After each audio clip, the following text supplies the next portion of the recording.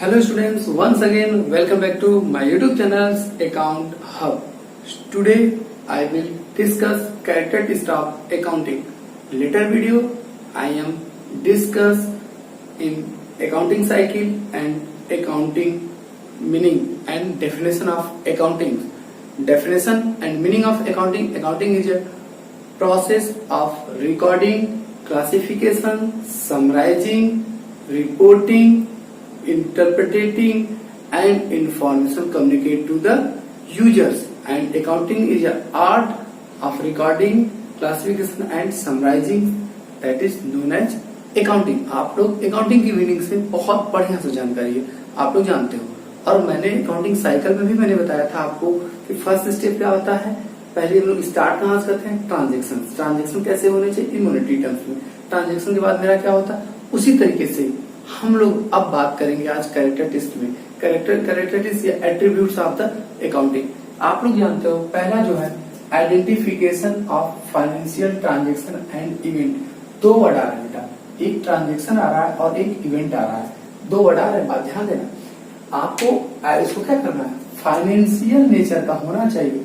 Financial का मतलब which transaction can be measured in the monetary terms. Means इसके आगे आप लोग लिखोगे, क्या लिखोगे, विच ट्रांजेक्शंस, यहां लिखोगे which transactions can be measured in monetary form. Which transaction can be measured in monetary form means उसी ट्रांजेक्शन को हम लोग इसके नाम में फाइनेंशियल ट्रांजेक्शन। आप तो जानते हो ट्रांजेक्शन का मतलब मैंने कल बताया था आप लोगों को लास्ट क्लास में कि पेन था, पेन आप शॉपकीपर से ये मार्कर मैंने खरीदा और शॉपकीपर 25 रुपीज दिया, तो हमारे उसके बीच में क्या हुआ, एक transaction. Transaction always involve in two parties के between two parties have a transaction होता है। जो भी है किसी कम से कम कितनी, दो पार्टियां होंगी, एक लेने वाला एक देने वाला।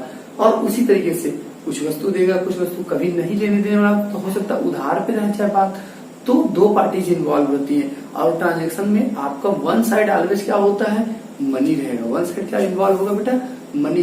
तो यहाँ पे वही कहा गया कि सबसे पहले आपको आइडेंटिफाई करना है कि वो ट्रांजेक्शन है कि इवेंट है, और ट्रांजेक्शन इवेंट है तो दोनों कैसा होना चाहिए, इन फाइनेंशियल नेचर का। फाइनेंशियल नेचर होने का मतलब इन मॉनेटरी टर्म्स में हम लोग उसको मेजर करते हो।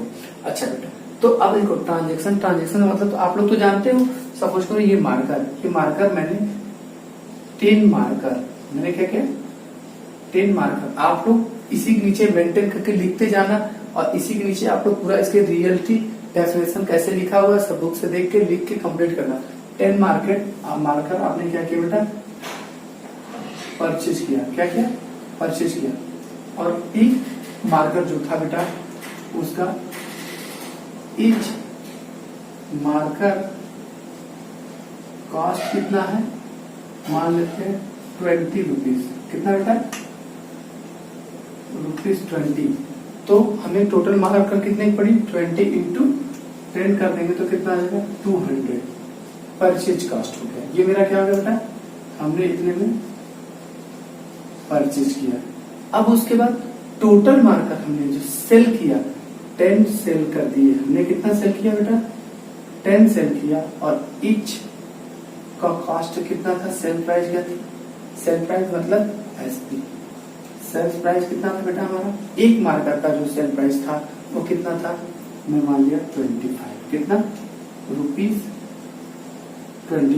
कितना हो गया बेटा, 25। तो अब सेलिंग प्राइस मेरी कितनी हो गई, तो आप लिख सकते हो कितनी होगी बेटा, 250 रुपीज।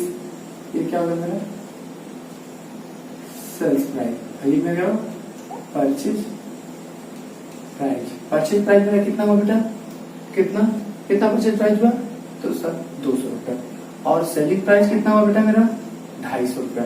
तो इसकी वजह से मुझे क्या पता चला, सर इन दोनों को डिफरेंस कर देंगे तो हमें क्या आ जाएगा, सर प्रॉफिट कैसे आएगा, सेल्स प्राइस में से हम लोग क्या कर देंगे, परचेज प्राइस को। अब सेल्स प्राइस कितना था 250, परचेज प्राइस कितना था 200, हमें क्या क्या आएगा 50, तो उसी को हम लोग क्या बोलते हैं बेटा। तो अब इसमें पूछा जाए how many transaction and event involve in that type of transaction, इस ट्रांजेक्शन में कितने इवेंट और कितने हमारे क्या है इवेंट इन्वॉल्व है। तो बेटा आप लोग बोलोगे देखो एक ट्रांजेक्शन ये हुआ 10 पेन आपने खरीदा, उसके बदले 20 रुपए 1 रुपए के हिसाब से दिए, 20 रुपए के हिसाब से दिए, 200 रुपए आपने दिया, एक ट्रांजेक्शन ये हुआ, ये आपका क्या है एक ट्रांजेक्शन टी। दूसरा ये क्या है आपने बेचा, ये भी क्या आपका ट्रांजेक्शन, 2 ट्रांजेक्शन हुए। अब देखो इन दोनों ट्रांजेक्शन होने के वजह से, इन दोनों ट्रांजेक्शन के होने की वजह से आपके बीच में क्या आ गया प्रॉफिट, और ये प्रॉफिट क्या होगा आपका इसे इवेंट क्या कहलाएगा बेटा इवेंट, ये क्या कहलाएगा इवेंट। मींस अब देखो बेटा ट्रांजेक्शंस में क्या होते हैं और इवेंट में क्या होते हैं। इवेंट का मतलब क्या होता है it is happening of consequent transactions. अगर आप लोगों को इवेंट की डेफिनेशन लिखनी है तो लिख लीजिएगा, क्या लिखना है it is a happening of consequent transaction is known as event. Means की 2 लेन देन हुआ, उन्हीं दोनों मतलब लेन देन के होने के कारण से जो भी हमारा रिजल्ट आता है, जो रिजल्ट आया वो प्रॉफिट भी हो सकता है, लॉस भी हो सकता है, और नो प्रॉफिट नो लॉस हो सकता है, इसलिए वही मेरा क्या होगा इवेंट होगा। क्या होगा मेरा बेटा इवेंट होगा। तो यहाँ पे हम लोग क्या बोल सकते हैं ये मेरा ट्रांजेक्शन था और ये मेरा क्या है इवेंट है। कितने ट्रांजेक्शन 2। अगर इसी में आप लोग आगे चल के हम लोग आपसे पूछेंगे, आगे चल के बताएंगे, बात को पूछेंगे और क्लियर करते रहेंगे, तो आपने समझा गया, आप पहचानोगे कि ट्रांजेक्शन कितने हुए। तो यहाँ पे वही पहले में कहा गया identification of the financial transaction and event. Means which transactions को हम लोग क्या करते हैं, जिसको हम लोग क्या करते हैं major in the terms of किसमें मनी, मनी में हम लोग जिसको मेजर कर सकते हैं उसी ट्रांजेक्शन को हमको क्या करना रिकॉर्ड करना। अकाउंटिंग की पहली which transaction can not measure in the money, money में जिसको मेजर नहीं किया जा सकता उस ट्रांजेक्शन को। अब कौन से होते हैं बेटा ये आगे मैं आपको जरूर बताऊंगा लिमिटेशन में, ठीक बेटा। अब नेक्स्ट पॉइंट हमारा आता है, हमने तो आइडेंटिफाई किया कि एक ट्रांजेक्शन 2 ट्रांजेक्शन हो गए, दोनों ट्रांजेक्शन को हमने आइडेंटिफाई किया, तो और किसको आइडेंटिफाई किया तो यहाँ लिखो। फिर हम लोग क्या करते हैं पहले आइडेंटिफिकेशन करते हैं, फिर उसको क्या करते हैं मेजर करते हैं। आइडेंटिफाई किया कि हाँ ये क्या है मनी में हो रहा है, मेजर किस में किया है मनी में, और फिर यहाँ पे हम लोग किसमें मॉनेटरी टर्म्स में है, ये सारी चीजें किसमें मॉनेटरी टर्म्स में। फिर दूसरा स्टेप होता है मेजरिंग आइडेंटिफाइड ट्रांजेक्शन। जो ट्रांजेक्शन को तुमने आइडेंटिफाई किया था उसको क्या किया जाएगा मेजर किया जाएगा। किसमें मेजर किया जाएगा मॉनेटरी टर्म्स में। किसमें आप लोगों ने बताया था मॉनेटरी टर्म्स, मॉनेटरी टर्म्स में कितने बेटा मॉनेटरी टर्म्स। और मॉनेटरी टर्म्स कैसी होनी चाहिए ruling currency of the country, उस कंट्री की जो रूलिंग करेंसी होगी। तो ruling currency of the country, हमारे कंट्री की रूलिंग करेंसी क्या है बेटा रुपीज। तो हम लोग किसमें मेजर करेंगे बेटा, इसको हम लोग किसमें मेजर करेंगे ऑलवेज हम लोग इसको जो है मेजर करेंगे वो किसमें मेजर करेंगे हम लोग रुपीज में मेजर करेंगे। ठीक बेटा, आप लोग को यहाँ पे समझ आएगा। पहले ट्रांजेक्शन को हमने और इवेंट को हमने क्या किया पहचान किया, और पहचान कैसे किया कि मनी से रिलेटेड ट्रांजेक्शन होंगे तो वही हमारा पहला कैटेगरी। दूसरा पहचाने गए ट्रांजेक्शन को हम लोग क्या करते हैं अपने कंट्री की जो रूलिंग करेंसी होगी उस रूलिंग करेंसी हम लोग क्या करते हैं उसको मेजर करते हैं। मीन्स हमारे यहाँ रुपीज है, रुपीज में हमने मेजर किया। तीसरी चीजें क्या होंगी कि हम लोग क्या करेंगे बेटा इसी चीज को हम लोग क्या करेंगे इतना मिटा देते हैं बेटा रिकॉर्डिंग करेंगे। हम लोग क्या करेंगे बेटा रिकॉर्डिंग करेंगे। अब रिकॉर्डिंग कैसे किया जाएगा रिकॉर्डिंग कहाँ किया जाता है रिकॉर्डिंग किस बुक में किया जाता है आप लोगों को मैंने कल बताया था जनरल बुक में। कहाँ रिकॉर्डिंग होती है बेटा जनरल बुक में। और जनरल बुक में कैसे रिकॉर्डिंग की जाती है आप लोग जानते हो क्रोनोलॉजिकल ऑर्डर में। कैसे रिकॉर्ड किया जाता है बेटा क्रोनोलॉजिकल ऑर्डर में। किसमें रिकॉर्ड करते हैं बेटा हम लोग जनरल बुक में हम लोग रिकॉर्ड करते हैं। कैसे क्रोनोलॉजिकल में अकॉर्डिंग टू टाइम बेसिस पे चीजों को हम लोग क्या करते हैं रिकॉर्ड करते हैं। और रिकॉर्ड किसको यहाँ किया जाएगा वही आइडेंटिफाइड ट्रांजेक्शन एंड इवेंट जो किए गए होंगे उसी को हम लोग यहाँ क्या करते हैं बेटा रिकॉर्ड करते हैं। That is clear. अब देखो बेटा अब रिकॉर्ड तो किया जाएगा जनरल बुक में, और जनरल बुक में, और जनरल बुक की कुछ सब्सिडरी बुक है, कुछ सब्सिडरी बुक है, उसे ही हम लोग जनरल बुक हम लोग एक और नाम से जानते हैं, original of book, origin of book के नाम से जानते हैं। इसको हम लोग किसके नाम से, इसका दूसरा नाम क्या है, ओरिजिन ऑफ बुक। इसको किसके नाम से हम लोग जानते हैं, ओरिजिन ऑफ बुक के नाम से जानते हैं। और जनरल बुक की जो हमारी कुछ और भी इसकी क्या होती है, हेल्पिंग बुक होती है, एक तरीके से बोला जाए, इसी को लोग बोलते हैं सब्सिडरी। किसके नाम जानते हैं, सब्सिडरी बुक। और सब्सिडरी बुक कितनी होती है, मैंने आपको अकाउंटिंग साइकिल में बताया था, टोटल कितने होते हैं, 8। कौन सी, कैश बुक। कैश बुक में क्या होता है, केवल कैश रिलेटेड ट्रांजेक्शन लिखे जाते हैं। और साथ ही साथ में क्या होता है, दूसरा क्या होता है बेटा, आप लोग purchase book, purchase only credit purchase transaction can be recorded in the purchase book. Sales book क्या होता है, सेल्स बुक किसको कहते हैं, only credit sales related transaction record in the sales book. Purchase return book only credit purchase goods return to the supplier then record in the purchase return book. अब sales return book क्या होता है, sales return book only credit sales to the customer then return to the enterprises record in the sales return book। फिर हमारा क्या आता है बेटा, बिल्स रिसीवेबल बुक और बिल्स पेबल बुक। ये मैंने आपको पहले ही बताया था कि ये दोनों बुक में क्या होते हैं, बिल्स रिलेटेड एंट्री होती है, और ये हमें नहीं आती है, और ये आगे हम लोग चल के पढ़ेंगे तब हमें आ जाएगा, अभी हमें नहीं आता और ना तो आपको आता है, ठीक है बेटा। फिर इसके बाद हमारा क्या आता है, एक journal proper book. Journal proper book हम लोग क्या करते हैं, rest of which transaction has been not record in the above 7 book that transaction is recorded in the journal proper book. Means कि rest of transaction will be record in the journal proper book. जितना मैं बोल रहा हूँ definition बेटा, उस definition को भी सुन सुन के आप लोग नोट करिएगा अपनी कॉपी में। अब उसके बाद हमारा आता है बेटा, रिकॉर्डिंग तो हम लोग कर लेंगे। रिकॉर्डिंग के बाद हमारा आता है, तो हम लोग क्या करते हैं, क्लासीफाइंग करते हैं। और आप लोगों को सब मैंने कल अकाउंटिंग साइकिल में बताया था। अब क्लासीफाइंग का मतलब क्या होता है बेटा, क्लासीफाइंग का मतलब क्या होता है, चीजों को क्लासीफाइड करना। क्लासीफाइड मतलब सिमिलर नेचर के ट्रांजेक्शन। यहाँ पे क्या करते हैं हम लोग, यहाँ पे क्या करते हैं हम लोग, सिमिलर नेचर के ट्रांजेक्शन को हम लोग क्या करते हैं। और यहाँ पे जब आप लोग देखो मेजरिंग करते हो, आइडेंटिफाई करते हो चीजों को, मेजर करके रिकॉर्डिंग करते हो, तो किस बुक से कहाँ से किया जाता है, थ्रू बाउचर। किसके थ्रू किया जाता है, बाउचर के थ्रू किया जाता है। अब बाउचर से जनरल बुक में रिकॉर्डिंग करने के प्रोसेस को किस नाम से जानते हैं हम लोग बेटा, जनरलाइजिंग के नाम से जानते हैं। अब रिकॉर्डिंग से जब आप क्लासिफिकेशन में करोगे, क्लासिफिकेशन किस बुक में किया जाता है बेटा, लेजर बुक में। लेजर बुक का मतलब क्या होता है, ए ग्रुप ऑफ अकाउंट्स, या उसको बोल सकते हैं a group of account recording in अलग अलग जो भी ट्रांजेक्शन होते हैं, उसी हम लोग किसके नाम से जानते हैं बेटा, अक्सर हम लोग उसको किसके नाम से जानते हैं, grouping of the recorded data. Grouping of the recorded data of one places पे जब हम लोग रिकॉर्ड करते हैं वन प्लेस पे, तो उसको हम लोग किसके नाम जानते हैं बेटा, लेजर के नाम से जानते हैं। और आपको मैंने एक चीज और बताया था, सिमिलर नेचर के transaction at a one place पे जब रिकॉर्ड करते हैं, that is known as accounts के नाम जानते हैं। Similar nature transaction recorded at a one place and at a one place. अब यहाँ कौन सा, यहाँ पे रिकॉर्डेड डाटा इन, या बोल सकते हैं grouped of recorded data in similar nature at a one place recorded it known as accounts. पूरा हम लोग इसे नाम से कल के लास्ट के हमने अकाउंटिंग में पूरा बताया था।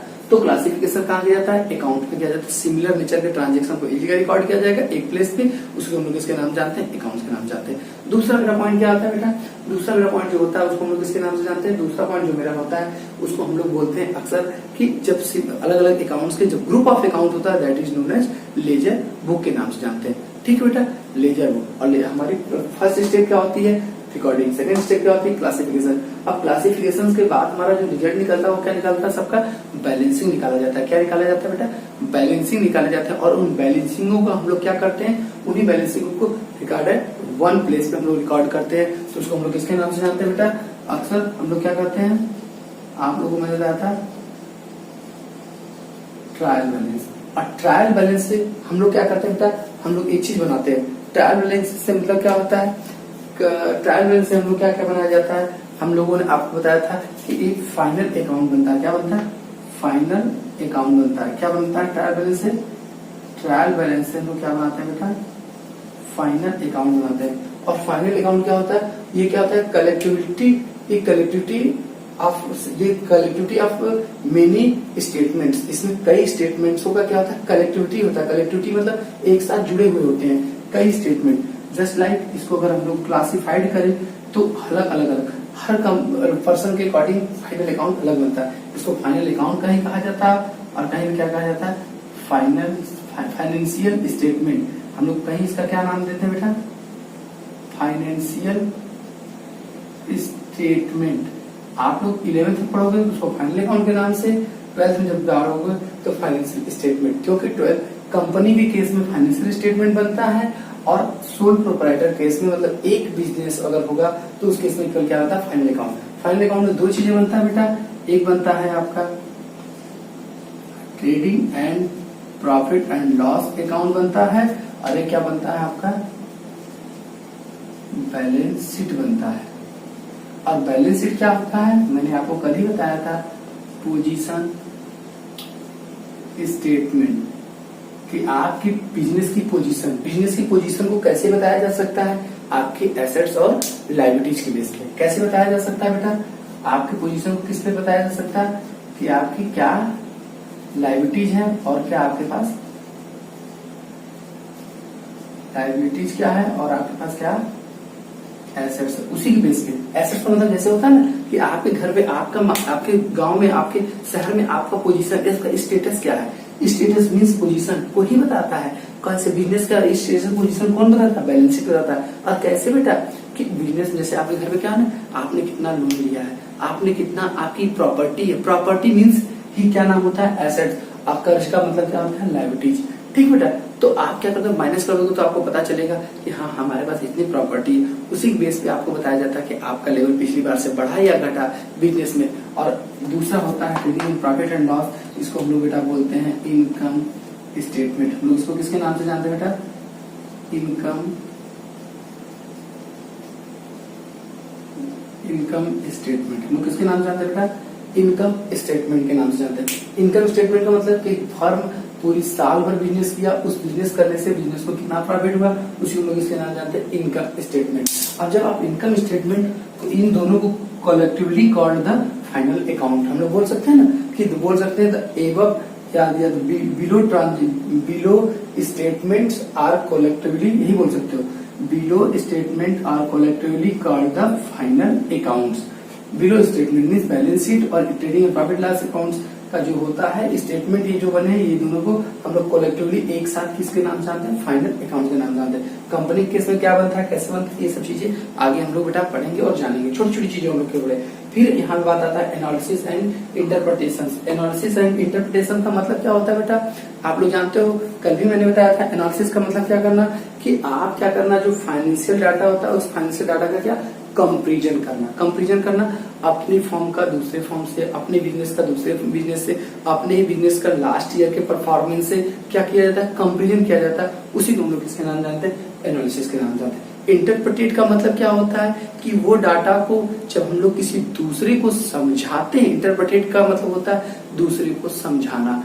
एनालिसिस का मतलब उसको एनालिसिस करके डाटा का रिजल्ट जो निकला हुआ है उसके बेस पे, और फिर उसी को हम लोग क्या करते हैं बेटा, एनालिसिस करते हैं, किसी दूसरे को समझाते हैं। और फिर जो डाटा निकल के उसके बाद रिजल्ट आता है उसको हम लोग कम्युनिकेट कर देते हैं। और कम्युनिकेट किसके किसके बीच में करते हैं, यूजर के बीच में। यूजर कितने प्रकार के होते हैं, दो प्रकार के होते हैं, इंटरनल यूजर और एक्सटर्नल यूजर। इंटरनल यूजर आप लोग जानते हो, इंटरनल यूजर कौन कौन से होते हैं, जो आपके मैंने कल बताया था। इंटरनल यूजर कौन कौन से होते हैं, जो in the form of business के अंदर के होते हैं। जैसे पहला क्या होता है, मैनेजर, पहला मैनेजर। दूसरा कौन होता है हमारा, पहला मैनेजर। दूसरा मेरा कौन होता है बेटा, हम लोग बोल सकते हैं दूसरा डायरेक्टर। तीसरा एम्प्लॉय, ये वर्कर। ये सब मेरे क्या होता है, इंटरनल यूजर्स होते हैं। एक्सटर्नल यूजर मेरे कौन से होते हैं, एक्सटर्नल यूजर में हमारे आते हैं, किसको किसको हम लोग बोलते हैं बेटा, एक्सटर्नल यूजर में हमारा कस्टमर, सप्लायर, बैंक, गवर्नमेंट, फिर हमारे लेंडर, फिर ऑन, ये सब हमारे क्या होते हैं, एक्सटर्नल। जो बाहर से हमको इफेक्ट करते हैं वो सब क्या होते हैं,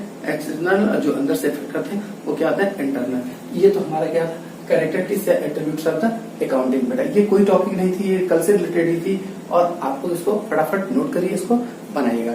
हम लोग अगली पॉइंट आते हैं बेटा। अगली पॉइंट क्या है, objective of the accounting. Objective of the accounting का मतलब क्या होता है बेटा, एक तरीके से हम लोग बात करें कि ऑब्जेक्ट, मेरे अकाउंटिंग का ऑब्जेक्ट क्या होता है, मेन ऑब्जेक्ट, अकाउंटिंग करने का मेन ऑब्जेक्ट क्या, बिजनेस में अगर अकाउंटिंग कर रहा है, अगर फर्म में अकाउंटिंग कर रहा है, कंपनी में अकाउंटिंग कर रहा है, उसका मेन ऑब्जेक्ट क्या है। ऑब्जेक्ट में पहला मेंटेन अकाउंटिंग रिकॉर्ड। हम क्या करते हैं, अकाउंटिंग रिकॉर्ड मेंटेन करते हैं, किसमें, सिस्टमेटिक इन क्रोनोलॉजिकल ऑर्डर में हम लोग क्या करते हैं कि रिकॉर्ड को मेंटेन करते हैं। इसमें किस चीज को, ट्रांजैक्शन एंड इवेंट को क्या करते हैं प्रॉपर वे में, बाउचर से फिर हम लोग क्या करते हैं जनरल बुक में रिकॉर्ड करते रहते हैं, और साथ में क्या लेजर बनाते हैं, ट्रायल बैलेंस बनाते हैं, ये सारा चीज हम लोग काम करते हैं। फिर मेरा दूसरा ऑब्जेक्ट क्या है, हम बिजनेस में रिकॉर्डिंग क्यों कर रहे हैं, हम लोग तो इसलिए करते हैं कि मुझे क्या मालूम हो पाए, profit and loss means income statement हम लोग बनाते हैं। और किससे बनता है इनकम स्टेटमेंट, रिकॉर्डिंग किए रहेंगे तब ना, मेंटेन किए रहेंगे तब ना, रिकॉर्ड को मेंटेन किए, उसी रिकॉर्ड के बेस पे हम लोग ये पता लगाते हैं कि फर्म को कितना प्रॉफिट होता है, मतलब determining the profit and loss. Second step हम लोग क्या करते हैं, उसका यही होता है।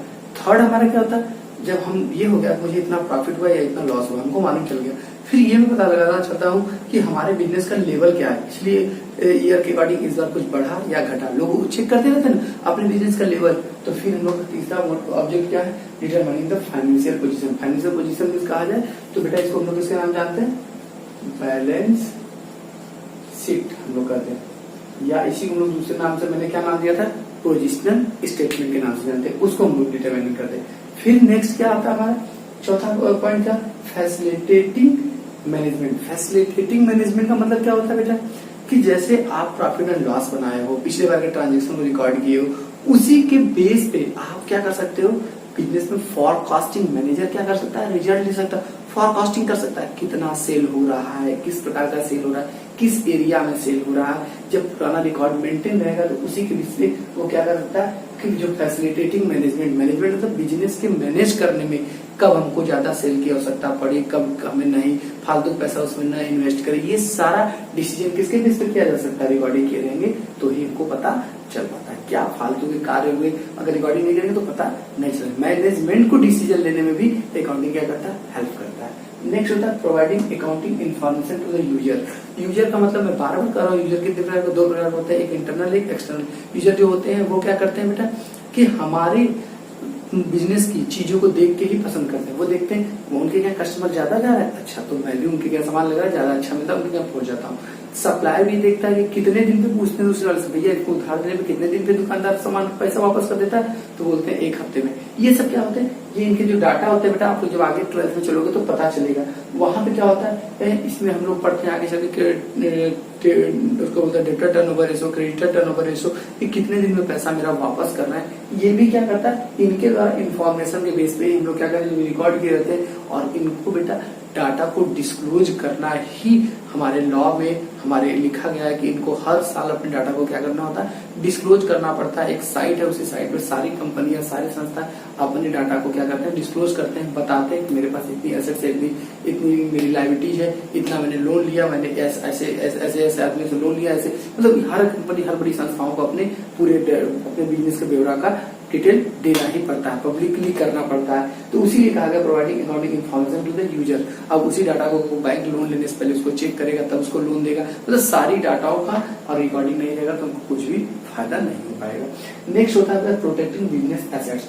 हाँ, अब लास्ट पॉइंट क्या होता है कि अगर रिकॉर्डिंग कर रहे हो हर चीज का, तो आपका पैसा 10 रुपया है तो कहाँ जा रहा है, किस प्रकार से जा रहा है, कौन लिया, कैसे हुआ, इससे क्या होता है बिजनेस का एसेट्स को प्रोटेक्ट किया जाता है। मतलब बिजनेस बहुत बड़े लेवल पे कर रहे हो तो हर जगह आप अवेलेबल नहीं रह पाओगे। ऑनर क्या करता है, रिकॉर्डिंग करवा लेगा हर जगह, लिखित में हर चीज जाएगी, तो वो क्या करता है 1 मिनट में बैठ के उस सारी डाटा को क्या कर सकता है बेटा, चेक कर सकता है। यही क्या है objective, means maintain of the record, दूसरा क्या है डिटरमिनिंग ऑफ द प्रॉफिट, तीसरा determining of the balance sheet, चौथा मैनेजमेंट हमारा होता है, पांचवा क्या होता है इन्फॉर्मेशन को कम्युनिकेट करना, लास्ट में होता है protecting of the assets.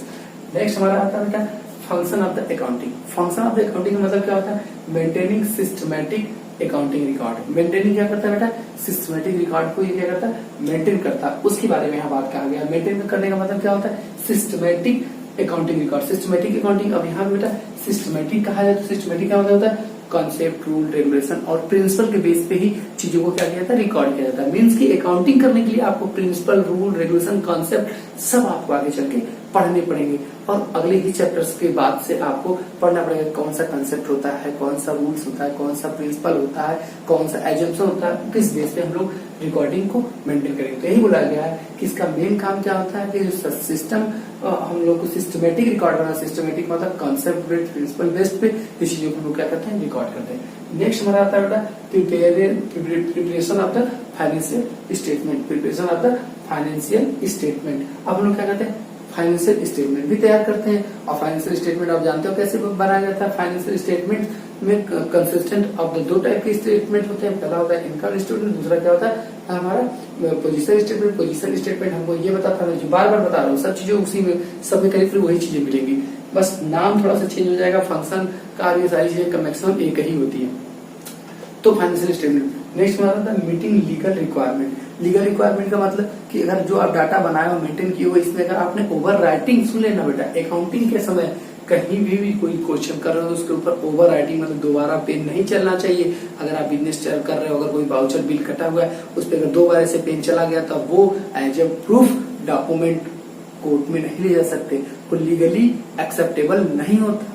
Means कि आपका जो मीटिंग में लीगल रिक्वायरमेंट के रूप में मतलब जो डॉक्यूमेंट्स होंगे, जो रिकॉर्ड करते हुए जनरल लेजर वाउचर, ये सब एज ए प्रूफ डॉक्यूमेंट के रूप में कोर्ट में, न्यायालय में आप क्या कर सकते हो, प्रेजेंट कर सकते हो एज ए डॉक्यूमेंट्री एविडेंस के रूप में। ये भी मान्य होता है जितनी आप लोग रिकॉर्डिंग करते हैं, काउंटिंग करते हो। नेक्स्ट होता है कम्युनिकेशन द फाइनेंशियल इन्फॉर्मेशन। जो फाइनेंशियल इन्फॉर्मेशन निकलते हैं, मैं बार बार कर रहा हूँ, उसको क्या करते हो, कम्युनिकेट करते हो। किसमें करते हो, यूजर में, बैंक में, गवर्नमेंट में, पब्लिक में, कस्टमर में, सप्लायर में, फिर इन सबों में क्या करते हो, यूजर को कम्युनिकेट करते हो। लास्ट में होता है assistant to the manager. Manager भी क्या करता है, इसी के बेस पे क्या करता है, असिस्टेंट में निर्णय लेता है, डिसीजन लेता है, फॉरकास्टिंग लेता है, फ्यूचर में कैसे काम किया जाएगा, उस सब विषयों में भी इसी पे ये काम करता है। नेक्स्ट पॉइंट हमारा आता है advantage of accounting. Advantage of accounting, advantage of accounting मतलब होता है financial information about the business.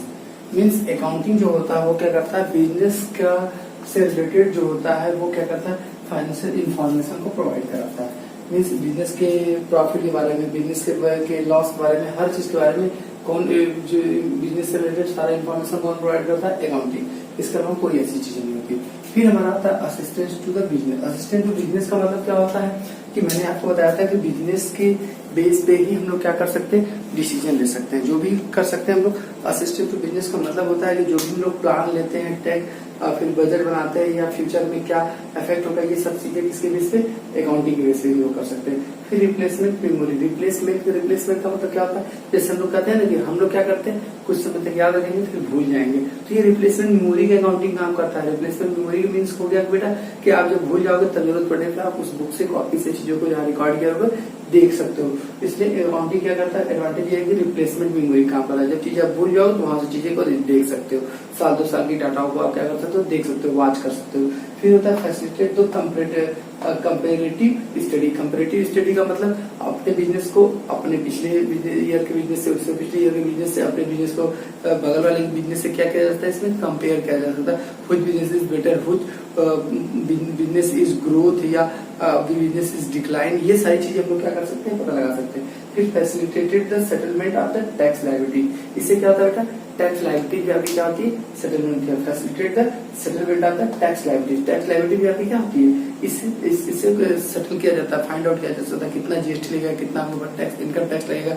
इससे किसी बेस पे जब आप बनाए रहोगे balance sheet, profit and loss, उसी बेस पे आपको पता लगाया जाता है कि आपके ऊपर कितना टैक्स हुआ।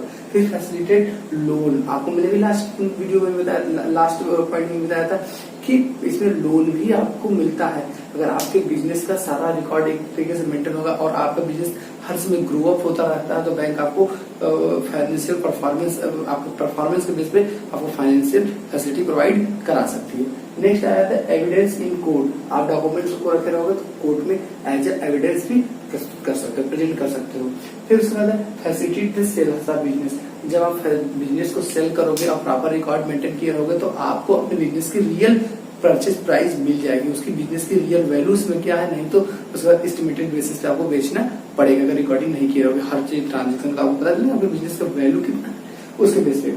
फिर assistant in the event of the insolvency. जब इंसॉल्वेंसी मतलब इंसॉल्वेंसी मतलब क्या होता है, दिवालिया होना, बर्बाद होना। जस्ट लाइक आप लोगों ने सुना था विजय माल्या, विजय माल्या में दिवालिया होना। दिवालिया मतलब क्या होता है, जब उसकी लायबिलिटीज उसके एसेट से ज्यादा हो जाए। लायबिलिटीज का मतलब कि उसके पास लायबिलिटीज हो 10 लाख का और उसके पास पैसा कितना हो, 100 रुपया हो, तो उसको क्या, वो किसी कंडीशन में पूरा करने के लिए तैयार नहीं होता तो उसी को बोलते हैं इंसॉल्वेंसी। वो अपने आप को कोर्ट में जाता है, कोर्ट उसको डिक्लेयर कर देती है दैट पर्सन इज इंसॉल्वेंट। तो उस कंडीशन में भी आपके बिजनेस की वैल्यू पता लगाई जाती है कि कितना है।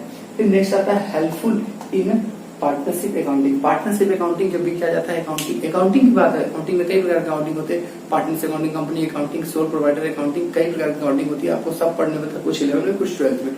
तो पार्टनरशिप अकाउंटिंग में भी अकाउंटिंग हेल्प करता है। आज की कोई एक पर्सन आएगा या कोई पर्सन जाएगा या कोई पर्सन कुछ निकालेगा, तो पार्टनरशिप मतलब क्या, दो या दो से अधिक पर्सन जब होते हैं, आपस में मिले होते हैं और बिजनेस करते रहते हैं, कुछ लाते हैं तो रिकॉर्ड करते रहते हैं। तो मेंटेन करने में से फायदा ये होता है कभी अगर वो जा रहा है तो उनका रियल हिसाब उनको दिया जा सके। नेक्स्ट वन रहता है helping in the decision making. और डिसीजन मेकिंग में भी ये क्या करता है, आपको हेल्प करता है। हेल्प मतलब लार्ज नंबर ऑफ डिसीजन लेने में। आपको बड़े बड़े जैसे क्या होता है, मान लो आप 2 लोगों बिजनेस में पैसा लगाया, दोनों लोग 1-1 लाख रुपए लगाए, एक पर्सन क्या 10,000 निकाल लिया और उस अब मेंटेन नहीं किया तो ये होगा कि उसका भी 1 लाख लगा, आपका भी 1 लाख लगा। मेंटेन किया होगा तो पता चलेगा वो 90,000 किस डेट को, आप उसका 90,000 बचा, आपका 1 लाख बचा, तो प्रॉफिट उसी हिसाब से आप क्या कर सकते हो, आपको डिसीजन लेने में मदद कर सकता है।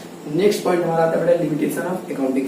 लिमिटेशन ऑफ अकाउंटिंग का मतलब क्या होता है कि accounting is not a fully exact. Accounting जो होता है बेटा वो फुल्ली एग्जैक्ट नहीं होता है, ये स्प्लिट होता है बेटा। स्प्लिट का मतलब कि कुछ ट्रांजेक्शन ऐसे होते हैं जिनको क्या किया जाता है, एविडेंस के बेसिस पे रिकॉर्ड किया जाता है। कुछ ट्रांजेक्शन ऐसे होते हैं जिसको एस्टिमेटेड बेसिस पे रिकॉर्ड किया जाता है। मीन्स इसलिए एग्जैक्टली ये फुल्ली अकाउंटिंग नहीं किया जाता, कुछ को एस्टिमेटेड बेसिस पे, कुछ को एग्जैक्ट बेसिस पे। मैं आगे आपको बताऊंगा कौन से ट्रांजेक्शन एस्टिमेटेड बेसिस पे, कुछ ट्रांजेक्शन क्या होता है।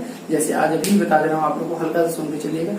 डेप्रिसिएशन जैसे हम लोग का एक और एस्टिमेटेड बेसिस पे मैं ये प्रॉफिट मान के चलता हूँ कि नहीं हमारी बिजनेस क्या होगी, कोई कंसर्न एक कॉन्सेप्ट है कि मेरा बिजनेस क्या होता है, मैं मान के चलता हूँ कंटिन्यूटी चलता ही रहेगा फॉरसेबल अन फ्यूचर टाइम तक। क्या होता है हमारा अनसेबल फ्यूचर तक मेरा बिजनेस क्या होता है, रन करता रहेगा, चलता रहेगा। ऐसे ही मान के मैं बिजनेस करता हूँ, तो उसको क्या बोलते हैं एस्टिमेटेड बेसिस पे। तो कुछ चीजें हम लोग एस्टिमेटेड बेसिस पे लेके चलते हैं, कुछ चीजें हम लोग एविडेंस बेसिस पे रिकॉर्ड करते हैं। इसलिए फुल्ली अकाउंटिंग नहीं माना जा सकता। फुल्ली अकाउंटिंग मतलब फुल्ली एस्टिमेटेड बेसिस पे हमारा होना चाहिए, लेकिन गवर्नमेंट में लॉ में कहा गया कुछ को एस्टिमेटेड बेसिस मानकर कुछ को हम लोग इस पे मानेंगे। आपको हम लोग को कुछ एस्टिमेटेड बेसिस, कुछ हम लोग किस पे मानेंगे, एविडेंस बेसिस पे मानेंगे। फिर मेरा अनरियलिस्टिक इंफॉर्मेशन, कि जो इसमें इंफॉर्मेशन दिए गए होते हैं, कि जो भी इसमें इंफॉर्मेशन होता है बेटा वो अनरियलिस्टिक होता है। अनरियलिस्टिक का मतलब होता है कि इसमें कॉन्सेप्ट होते हैं, कन्वेंशन होते हैं, प्रिंसिपल होते हैं और उस एजेंशन होते हैं, उसके अकॉर्डिंग इंफॉर्मेशन को इसमें शेयर किया गया होता है। और इसमें इंफॉर्मेशन ये नहीं माना जाता कि नहीं बिजनेस को कंटिन्यूटी, यहाँ अनरियलिस्टिक कोई रियल इंफॉर्मेशन नहीं होता, किसी न किसी कंसेप्ट पे ही ये बेस्ड होता है। ठीक, नेक्स्ट होता है अकाउंटिंग यहाँ पे ignores the qualitative element. Qualitative element को ये क्या करता है, क्वांटिटी एलिमेंट को तो रिकॉर्ड करता है, लेकिन क्वालिटेटिव एलिमेंट को क्या करता है, रिकॉर्ड नहीं करता अकाउंटिंग। क्यों? क्योंकि ये कहता है कि चाहे एक मैनेजर हो उसके अंदर कितनी भी क्वालिटी हो, उसकी स्किल को नहीं रिकॉर्ड किया जाता है, क्योंकि उसको मनी में हम लोग मेजर नहीं कर सकते। Only skills can be recorded in the not recorded in the business. अगर मान लो मैं बहुत ऑनेस्ट हूँ और एक एम्प्लॉय बहुत क्या है चोरी करता है और मैं बहुत ऑनेस्टली पर्सन हूँ और मेरे बगल में एक पर्सन वो चोरी करता है, मुझे भी 7,000 मिलता है, उसको भी 7,000 मिलता है, तो दोनों के बीच में कोई डिफरेंशिएट नहीं करता अकाउंटिंग।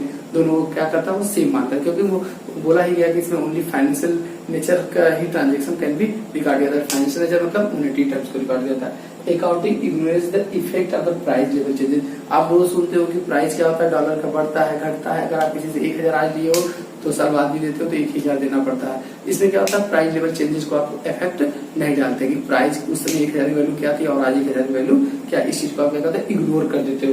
नेक्स्ट होता है बेटा अकाउंटिंग में भी lead to the window dressing. Accounting क्या होता है, केवल विंडो ड्रेसिंग का काम होता है। विंडो ड्रेसिंग मतलब केवल खिड़की से दिखाने का काम करता है। ये एक्चुअल में बोलता है ट्रू एंड फेयर है, लेकिन इसका data true and fair basis पे रिकॉर्ड नहीं किया जाता। जैसे इनकम स्टेटमेंट बताता है प्रॉफिट आया बिजनेस को, लेकिन वो बताता है ट्रू एंड फेयर, लास्ट में लिखा जाता है कि this is true and fair, लेकिन वो ट्रू एंड फेयर नहीं होता।